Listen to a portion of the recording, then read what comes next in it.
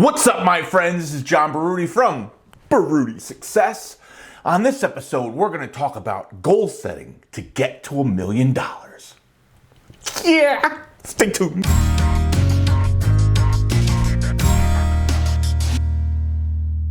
So, what are you talking about, John, about this $1 million stuff? Listen to me.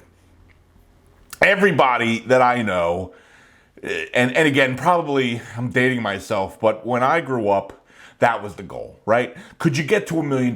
Could you make $1 million a year? Could you be set for the rest of your life? If you had $1 million in the bank, then you'd be set for life. Well, we all know that's not true anymore. $1 million is very nice, but it's not going to make you set for life, okay?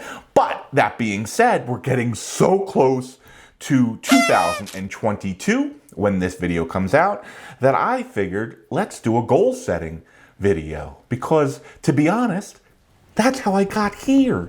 That's how I got here doing videos, because I'm retired. So, that being said, let's get into it. So, I'm sure many of you wonder, how did this genius get so lucky to have two successful businesses, a successful stock portfolio, a successful property portfolio? How did this genius figure it out? How did he get so lucky? Well, I gotta be honest with you. I planned it. That's it. Very simple. I planned it.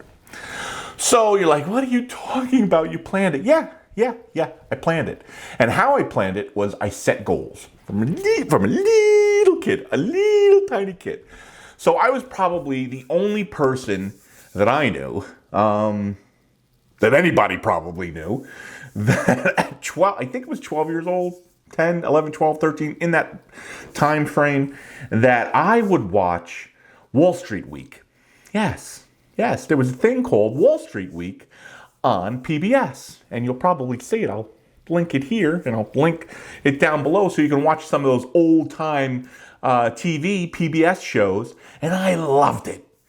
My friends were probably watching, I don't know, I don't know what they were watching, but this is what I was watching. PBS stories on Wall Street at 12 years old. That's strange. I know it's strange, but that's okay. So, me thinking, okay, not everybody's like that, John. Not everybody is a little bit off kilter. Okay? I am, as you could tell from my videos. But how can I implore people to get as lucky as I got? And when I say that, obviously I'm being facetious. I'm being facetious. Oh, yeah, sometimes my language and my brain don't work at the same time. So I'm being facetious because I wasn't lucky. I was a little lucky, but I planned it. I wrote my goals down, and that's how I got here. Now you're saying, well, where did I learn that? Well, I'll tell you where I learned it. So doing these things like watching Wall Street Week with, what's the guy's name? I wrote it down. Louis Rukeyser. He was the host. My dad obviously realized that I wasn't one of those kids that was super into sports. And he realized the things that I was watching. So one day, I guess one of the customers at our restaurant, because my mom and dad had a Northern Italian restaurant in Bricktown. Shout out to the old Carla Inezios. My dad has passed for many, many years. My mom is still around. Hi, Mom. But that being said, sorry, don't mean to get off track. One of the customers came in and gave my dad a Tony Robbins audio tape. And I'm sure my dad listened to it. You know what? I don't even know if my dad listened to it. I can't remember. All I know is my dad gave me these cassettes, and I think he gave me a couple of them because the guy he would listen to them, give them to my dad. And again, I don't know if my dad listened to them, but they would pass down to me, and I would listen to them for hours. And I would re-listen. And, it was probably the most important part of me becoming successful. So basically what Tony Robbins would preach is set goals. Don't only set goals, write them down. And don't only write them down, but be specific. And don't only be specific, but take them out and alter them and change them and see what's working and what's not. and go from there. And I did that. So I wrote them down. And, I look back. I don't think, unfortunately, I wish I had some of my old goals list. And I probably do, because I have journals everywhere. I have journals in my briefcase. I found journals from when I was little. I have a journal from when I was a fraternity person. I have journals everywhere. That's one thing I wasn't good at, was keeping one journal. I wish I had just one journal, but I have multiple of them. But basically, when Tony Robbins would speak, and he would say, set your goals.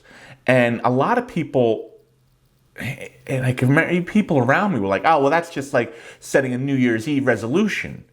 And my answer to that is, a New Year's Eve resolution is a want. I want to lose 30 pounds. I want to make more money. I want my business to be successful. I want to have more revenue in my business.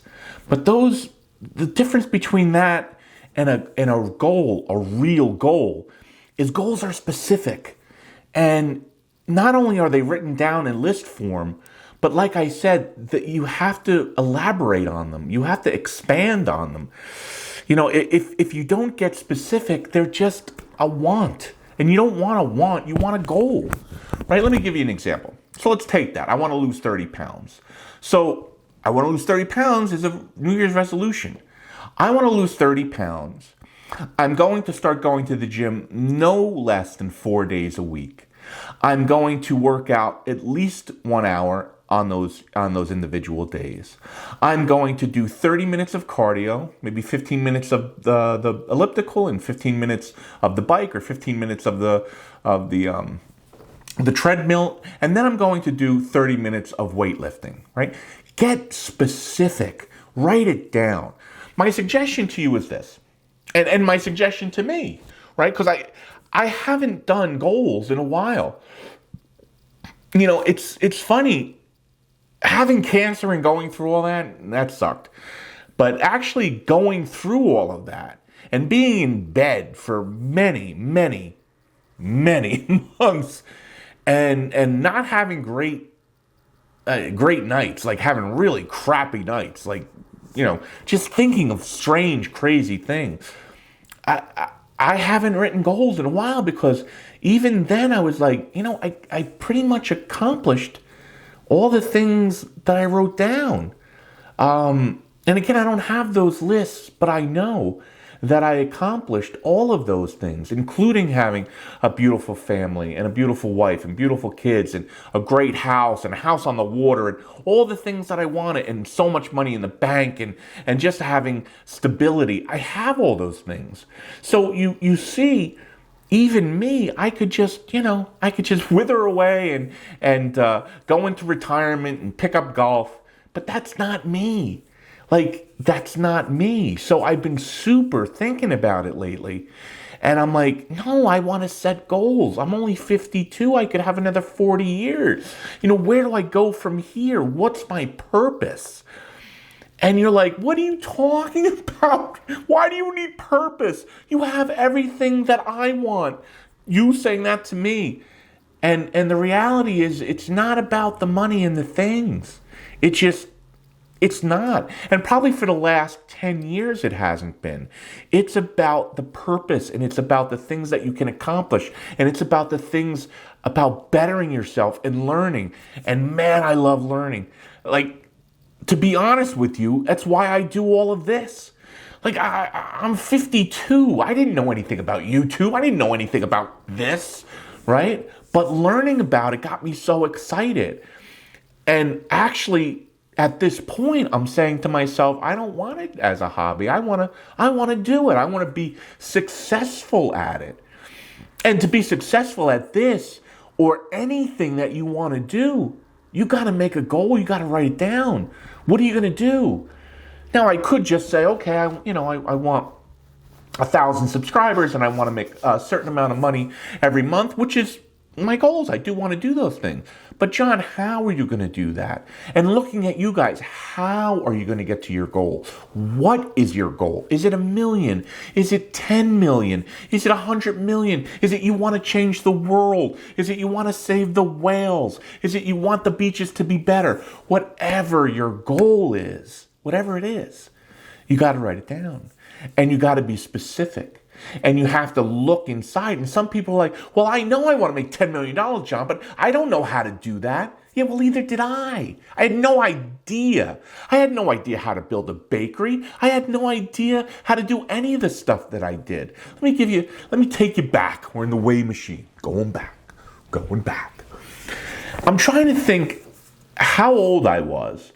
And I think someday I want to write a book or maybe make a video about it, about all the things that I tried and failed at, or even tried and was successful. Over the years, it's amazing what I've done from when I was super little to going around my neighborhood and stealing all the Asbury Park presses. Yeah, I did that. And I don't know, I had a little red wagon. I don't know how old I was. I couldn't have been more than 8 or 10. And I went around the neighborhood and I stole the Asbury Park presses. And then I was like, well, I'll go to the people that didn't have the Asbury Park presses and knock on their door and sell it to them. And I'll make money. And that worked, I think, within the first doors I knocked on. They called my mom and I got yelled at, and it wasn't good. But regardless, like, I've been like this my whole life. And another example is I got older, and my mom and dad, I told you, owned a restaurant, Carl and Ezio's restaurant. Shout out to my mom and dad. My dad's been passed away for a long time. My mom is still here. God bless her. She'll be 80 this year. It's amazing. But my dad, where they had the restaurant, it wasn't a restaurant at the time. It was a luncheonette. It was in a tennis complex on the other side of Bricktown. And the tennis complex went out of business. And I said to my dad one day, well, why don't we just put the tennis courts back together and I'll be a tennis pro and we'll have people come and rent the place. A tennis pro? I didn't know how to play tennis. I never played tennis. But I had said to him, I convinced him, and it didn't take a lot to convince my dad. He was always up for it. He's like, what? And I'm like, yeah, Dad, let's rent the tennis courts out. And maybe we can make money at that. And my dad was like, okay. God bless his soul. So he went around to his friends. And I remember like yesterday, we went to the Bayhead Yacht Club. And a friend of his, I guess that was the chef over there or the maintenance guy, sold us the nets and the lines to put down. We had Hartrue courts. And any of those that play tennis know what Hartrue is. It's like the end-all be-all of tennis courts. You have concrete, you have grass, and you have Hartrue. We had Hartrue. So it was a great thing. Long story short, we brought all this stuff back. My dad bought it all. And we laid down the lines and put up the nets. And I made 100 or 1,000 flyers. And we passed them out all throughout Bricktown. And I sat there and waited. And I'm figuring, this is going to make us bazillionaires. People are going to come from everywhere and want to play on the tennis courts. And nobody came. And when I looked at my dad and I'm like, I think we failed. My dad was like, no, we didn't. He's like, we just learned for the next time how to do it better. That's it. And what I got from that was failing sucked, first of all. And second of all, it made me fearless. So I tried a lot of crap. I started a lot of different businesses. And like I said, someday I'll write a book. Someday I'll do a video about them. But I did everything from a company called Run on Veggie, which I made, I made my bread trucks run on vegetable oil. I still have the original pickup that I converted. It still is. It's a 1988 Ford F-150. And I converted it to run on vegetable oil.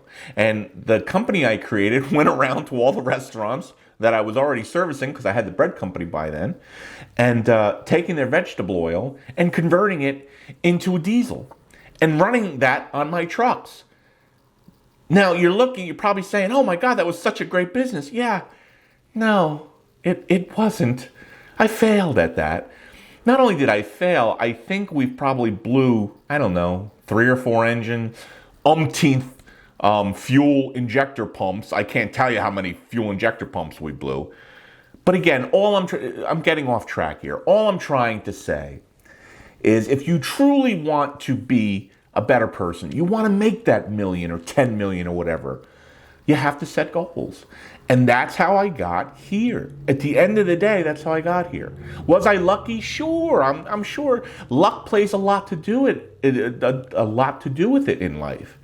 But the reality is you have to have a plan and you have to follow that plan. And the plan starts with goals. It's like anything else. When you do when you're planning a business, you do a business plan. And there's two schools of that. Oh, there's no time for it. But I actually did. I did business plans because I had to go in front of banks. I needed money. And I enjoyed doing them. When I created the bakery, listen, I came out of Seton Hall and I was a bread route driver. That's how this whole empire of bread started. I was driving for a buddy of mine delivering bread. And I was going to be on Wall Street and be a bazillionaire and trade stock and be Gordon Gekko. Greed is good, 1980s, all that stuff. And that didn't happen because I got out of school and I interviewed and at those companies, and maybe it was who I interviewed with, maybe it was the time that I was going into the field, but I hated it. I hated it. So I went to my dad and I said, listen, I know I just spent 4 years at Seton Hall, which I paid for, because my dad and my mom were, the restaurant wasn't doing good at that time. My sister got her whole school paid for. Just putting that out there. Still bitter. It's okay. I love my sister. But I paid for school. So it wasn't a waste to me. I learned a lot. But long story short, I said to my dad, I'm going to come home and let's figure something out. And he said, okay. And I started a cookie on the same bread truck that I was delivering for my buddy. I started delivering cookies, and my dad called his contacts in Italy, and we were delivering pasta that he imported and olive oil and tomato sauce and all these things. And then, my dad passed away. I was 22, I think. It was 1993. And at that point, my dad spoke the Italian. I didn't. My dad had all the contacts. I didn't. So that business, I sold it to the ravioli guy for a couple of dollars. Literally a couple of dollars, because he didn't really want it. And I'm like, listen, just give me something for it. And again, failure, right? But to me, it never was failing. It was just learning a little bit more. Figuring it out just a little bit more. Going to do it differently next time, just a little bit more. And even though it sucked at the time, they always sucked. Every time I failed, they sucked. That I knew, because I knew what my bigger picture was. I had written things down, and I knew I wanted to be successful. And sometimes I didn't understand what is that? Like, what is being successful? Well, I had monetary goals, which I hit. Sometimes I didn't. But after trying, I did. But what I'm saying is that no matter how many times I failed, I had a North Star. I knew where I was going. So I would just put that aside and then start something new. So when I came out of school, my dad passed away and I was doing that business. My buddy, that has since passed, had said, you want to buy the bread route that you're doing? And I'm like, sure, listen, things can't get worse from here as they are right now. So I bought his bread route, he gave me one truck, a couple of customers, and I built this pretty big distribution from nothing, right? And then what had happened is my mom and dad's restaurant that we were leasing out, the gentleman that had the restaurant there didn't want to renew it. And I'm saying, well, hell, I can build a bakery out of this, and, I could even build more on my trucks. I didn't know how to bake bread. I couldn't even cook. My dad was the genius cook. I was horrible at it. But I figured, what the hell? How bad can it be? So I put another 1,500 square feet onto the back of my mom and dad's old restaurant, and I'm in the bread business. And the bread sucked really bad. For a couple of years, it wasn't good. But eventually we figured it out. And eventually it wound up being good. And eventually the business grew and grew and grew. And And that was the bread business, and I had that for 30 years. The actual bakery, I guess, was for 15 or 16 years, but the distribution and stuff for a long time. And how I got that, how I did that, was setting goals. And every year, sitting down, how could I be better? How can we be better? How can I sell better? How can I buy better? How can I do all these things better? And listing them. And sometimes I'd lose my goal sheet and I'd make another one. And sometimes my goals would kind of go off to the side and, it'd be like, nah, I look back, I'm like, that was stupid. But the point of the matter is I sat down, I wrote my goals out. I got specific with them. I want the company to do $1 million this year. Well, that's great, John. How? Well, I'm going to go out and I'm going to see 50 customers a week. And out of those 50 customers a week, I want to, get at least 5 to 10. And out of those 5 to 10, I want them to be anywhere between $250 and $1,000 a week customers. So on and so on and so on. I wrote those things down. And 99% of the time, it might not have happened right away, but it eventually happened. Even when I long forgot about my list, I wouldn't look at my list every day. And going back to Tony Robbins, they say, post it on the wall and post it on your refrigerator. I didn't do that. I kept it in my pocket. I kept it in my wallet. And then eventually I kept it on my phone. And amazingly, the next year or the year after that, when I looked at it again or wanted to revise it, most of those things that were on the list were accomplished. And the reason they were accomplished was because they were subconsciously in my head. Because I knew what the plan was. It's not hard knowing the plan. It's hard doing the plan. And how you get to do the plan is to make the plan. And the plan starts with goal setting. Period. The end. And we are so close to 2022. I know a lot of you are going to be making your New Year's Eve resolutions. Some of you have given up on them. And listen, New Year's Eve resolutions, they suck. Don't even do them. Sit down, go on Amazon, go on Etsy, buy yourself a beautiful journal, either leather bound or fake leather bound. I bought the fake leather bound ones. The ones with the nice rubber band around them that keeps them closed so nobody can look at them. And go and buy one of those. And put on the top of the first page my 2022 goals. And what are those goals? And start listing them. And you do whatever you want. Don't let anybody tell you that's audacious or that's ridiculous or you'll never do that or you'll never make that. Don't ever let anybody tell you that. Because they don't know you. They don't know what's back here. They have no idea about how much drive you have or how much passion you have or what's in your head. They have no idea. Don't let people put you down. And when people start to put you down, just ignore them. It gets me so upset thinking about bullies in school and all this stuff. And listen, it's reality. It's just reality. Bullies, not only in school, but in life. It's reality. And those bullies can be in your family.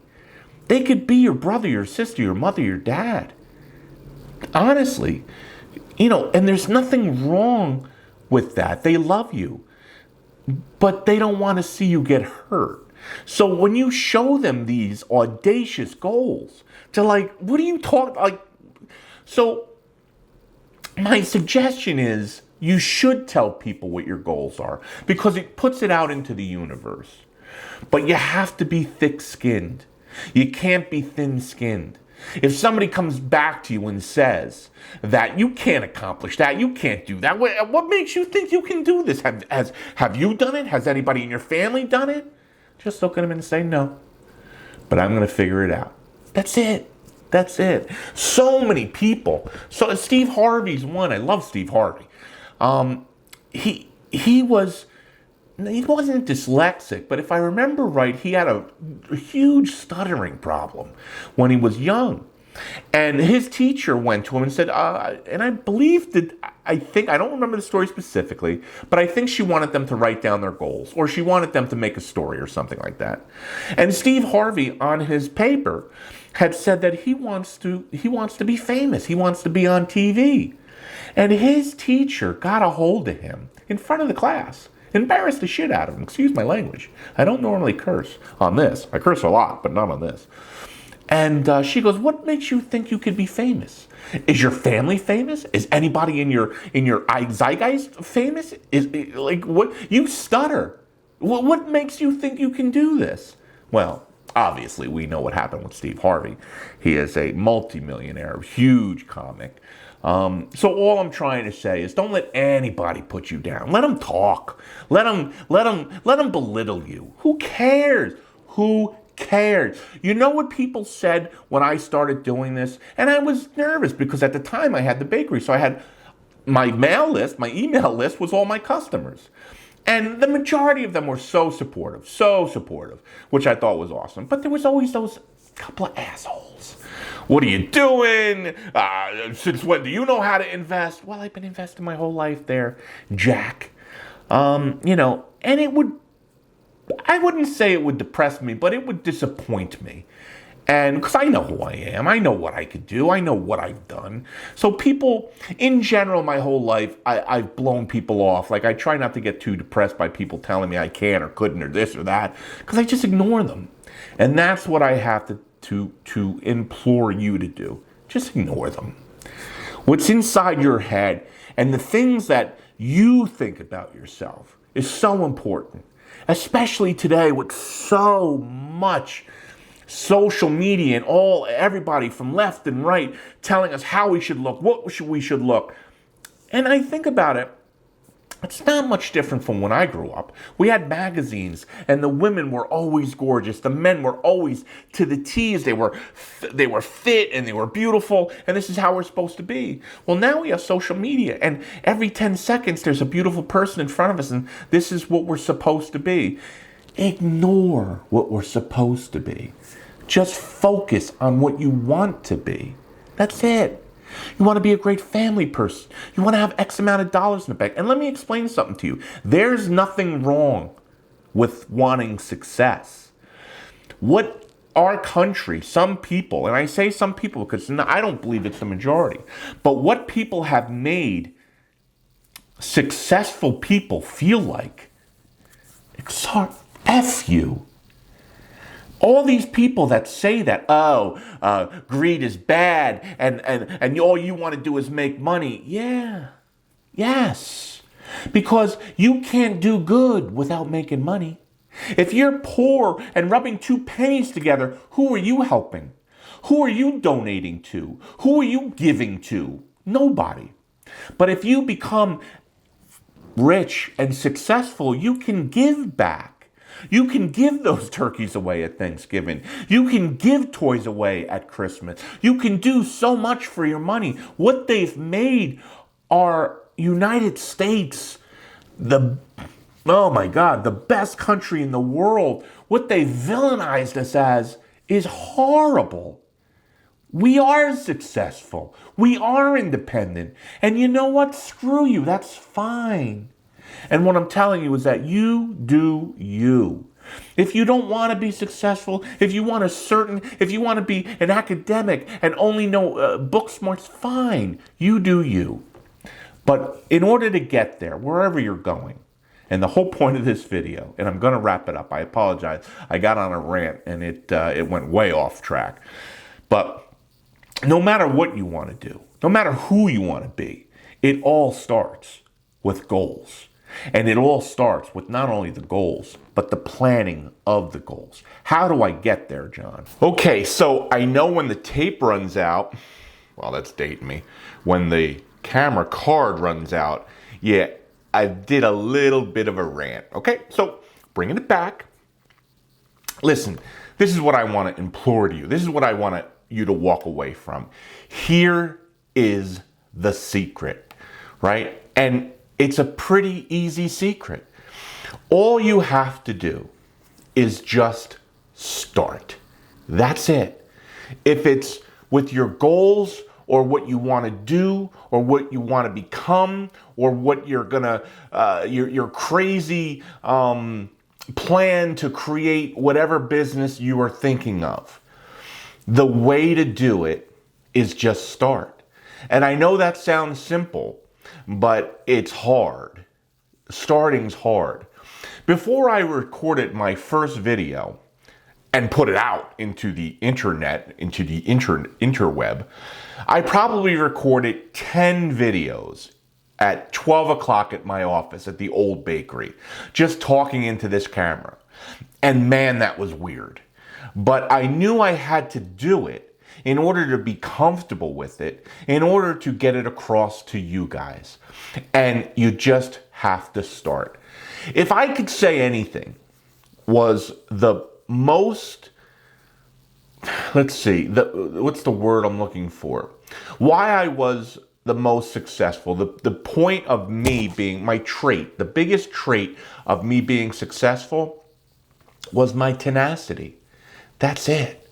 The ability to fall and continue to fall and just wipe myself off and get up and say, okay, let's do it again. But I learned X, Y, and Z. So I don't want to do that again, right? Every time I failed, and I failed a lot, as you can tell on this video, the tenacity to get up and keep going. So if you have a plan to start a small business or whatever your goal is, right, just start. And I'm telling you, the hardest part, the second hardest part is not only starting, but continuing, right? Let's take the sneaker example. And you start selling sneakers and you love sneakers and you want to get out there. And you go to 3 or 4 sneaker places and you finally find undervalued sneakers. You buy 3 or 4 or 5 of them and you bring them home and you put them on eBay and you put them on Marketplace and they don't sell. And now you're stuck with a couple $100 worth of sneakers and you just give up. You give up. Ah, I knew it. I shouldn't have listened to John. I should have not spent the money. Well, I got to be honest with you, Joe, Sally, Jack. If that's going to be your attitude, you deserve to fail. Honestly, I'm sorry. I don't mean to be so to the point, but you deserve to fail. If you take that and figure it out and say, well, Marketplace didn't work, eBay didn't work, let me go try and hustle them down at the local flea market. Or let me do this email list. Or let me do X or Y. Or let me go on YouTube and Google how to sell and flip sneakers. Because you can learn anything today. And having that tenacity, and having that wherewithal, and having that I'm not going to quit until I get to my goal. Having that attitude, and listen, 2022 is going to be an outstanding year. So, sorry this ran so long. Sorry I babbled so much. But as you can tell, I'm super passionate about this kind of stuff because, I look back and I look at the class that I graduated with in high school. All good people, every one of them. But I wonder, and the same thing with people at Seton Hall, and the same thing with kids from kindergarten or whatever. I look back and I go, what makes this person this person? What makes me me? What makes the other person the other person? And it intrigues me. Why are people the way? Why are some people so successful? Way more successful than me. And why do some people just not accomplish anything? And I'm not saying that's wrong or bad. But why do people go down the wrong path? Why do they lead their lives to that bad place? And I got to be honest with you, I don't know what the answer to that is. All I know is what I know. And what I know is, hit my microphone.